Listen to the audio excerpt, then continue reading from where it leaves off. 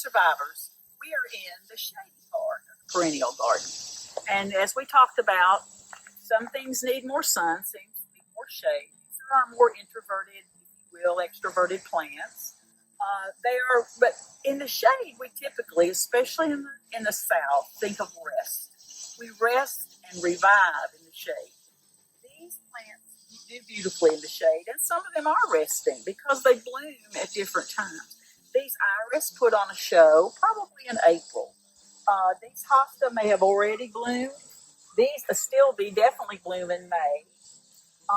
These little heuchera have their scapes, if you can see, are resting. They've already flushed out their little blooms. These are tigerella. This is going to bloom. These are toad lilies, and they will bloom in the fall.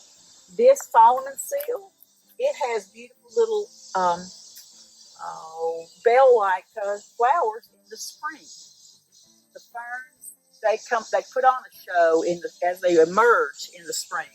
Right through here in the bare area, it wasn't bare in the spring. Underneath that soil are bulbs, probably daffodils, that are recharging.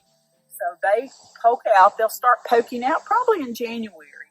They'll put on a beautiful show for us in March, and then their foliage will soak in the sun, soak in their nutrients, put them back in the bulbs, and then the foliage will die. The gardeners will come clean up the foliage, and the bulbs will wait quietly until next spring.